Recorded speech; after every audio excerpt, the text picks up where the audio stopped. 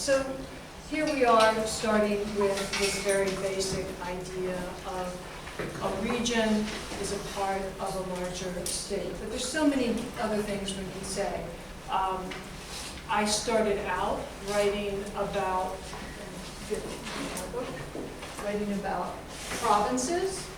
I have a book here, a picture of Vladimir on the cover. But I became also interested in regions in the sense of Siberia and the Russian North. These are regions with a long cultural and historical existence. I was glad to find this map. You can see on the map, this is a map of Muscovy. And if you look at the very top, you can see here the golden path of Sibir. And also you can see on the left there, Russian North, which is, unfortunately that name is not there, but you can see the Duna, and it's a forested region. So one can get a sense of that this is a region that is forested, that is, has its own kind of characteristics. So we have a sense of something different here, something specific. So different kinds of regionalism. Right? So we were talking about regions before. Willard gave us a sense of the many different kinds of regions. But now I'm going to be talking about regionalism. So cultural regionalism is about the history and culture of a region. And here we have one of these playing cards. And at the top you can see the gear, the coat of arms. And that becomes part of the image of the region.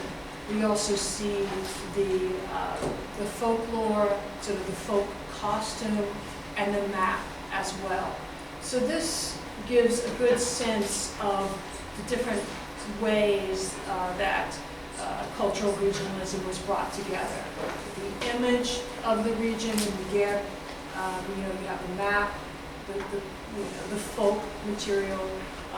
This is all quite important. The folk, the rose, all of that good romantic stuff is very much part of cultural regionalism. Right? And we have political regionalism, which demands greater political representation.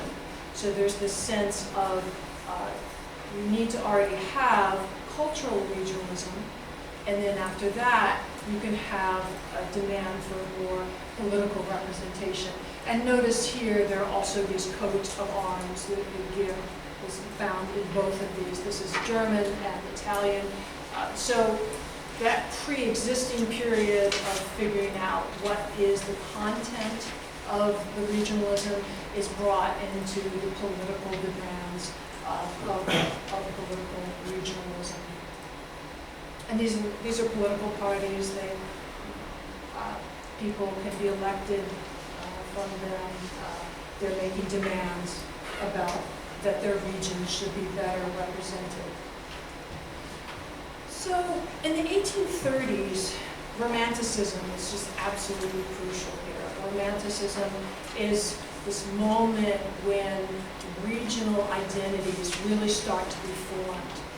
Because this idea, Willard mentioned that the National Geographic Society has this idea that the region has something, it's something that brings it together. And that is very typical of Romanticism. Here we have a watercolor from Одесского государства, which is an unpublished set of watercolors, which is in New York Public Library, a fascinating set. So the interest here is in figuring out what is the content, what is the kind of folk content, what is the sum totality of the region, what does the region mean as a whole. All of those ideas and those words are very romantic ideas. And in many ways, those ideas still remain with us. So the state, the central state, of course, established provinces in the 18th century, but provincial identity begins around in the 1830s. And this is something I write about in this book. One can draw a line on a map, but that doesn't necessarily mean that the people inside that line have that identity. The identity starts to be expressed through the creation of institutions in the 1830s. So one of the big ways that this new provincial identity is expressed is through these new institutions, like the provincial newspapers. Here we go, because that's the big ones people want to see. And I really think that this is a moment where people in the provinces start to feel a sense of pride of being in that province and a sense of interest in trying to find out the sum total of everything that was going on in that province. And then they could put it in the newspaper, which could then be read by people throughout the province. So the newspaper becomes very important as a means to spread this new regional identity. And most of the people who were taking part in that were non-nobles. So these are priest sons. This is Constantine Tikhonov. He is a priest son and very important in the history of the province. He was the editor of the newspaper, the head of the statistical committee, wrote many different things about the province, and really dedicated his whole life to the study of the province. And probably many of you know of similar people who worked their whole lives to study their province. But then in the 1840s, nobles in the district here in the Buddhists developed their own identity. And to some degree, that is in distinction, counter-distinction to that earlier non-noble identity. And here we have a medal for the Moscow Agricultural Society. So the nobles are particularly interested in saying that the district is better, that the district is more authentic, the district is more truly Russia. Right? The district, the village peasants are more truly Russia than the provincial town. And if that sounds like Gogol and Dead Souls, it's sort of because he was influenced by that too. So they were working in these agricultural societies. These are voluntary associations, and what they wanted was for Russia to have an agrarian future. So it would be agriculture, but improved agriculture. So it would be new forms of crops, new forms of technology, new kind of market agriculture. And here we see Lewis, which is one of the places, one of the districts that had an active agricultural society working within it. So when it came time for the preparations for the end of serfdom, the state asked nobles to take part, and then halfway through shut them out. And the nobles that were shut out, they formed the noble opposition. And here we have Khrushchev here. So this is a moment where the noble opposition is arguing that because they know the province better, therefore they should be able to speak to the center. It's their knowledge of the provinces that gives them the right to speak to the center. So this is an important moment also within the context of a broader provincial history. And this is the part that is somewhat newer for me, is that I'm also bringing in, as part of my work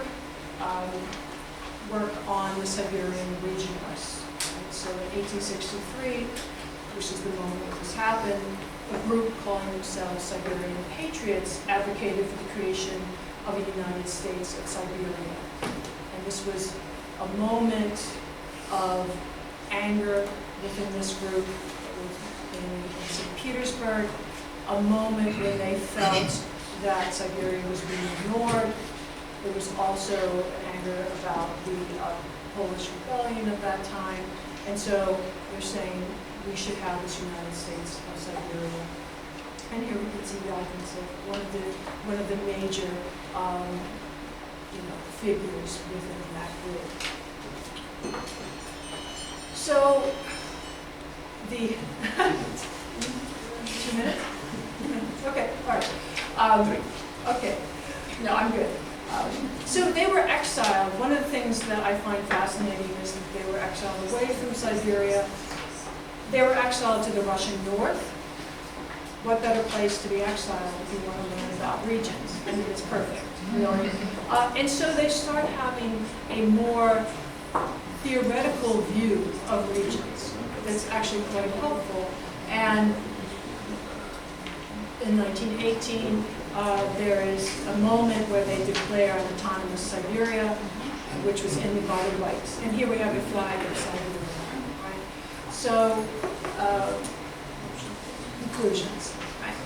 So, one of the things that I find so fascinating is that there were so many different levels at which there was this rich cultural life. There were so many things going on in so many different places. And it's very hard to avoid romanticism. I mean, romanticism is so crucial here to all of these ideas, to all of the concepts of region, whether it's the Uyghurs or whether it's Siberia. Romanticism is really crucial. And yet they're sort of different. They're almost like in different silos. You know, here you have people doing this, here you have people doing that. So they didn't always interact. And nobles and non-nobles particularly tended to remain somewhat separate. And one of the things that comes out of this is that regions and regionalism doesn't become a cohesive force in 1917. You have regionalism in Siberia, you have regionalism in the Russian north, but in terms of an overarching kind of regionalist force at that moment, we really don't have it. So it's a fascinating picture, a very complex picture, and a very kind of separated picture, as it were. Many different things going on in many different places. And I look forward to your questions and to the discussion. So, thank you.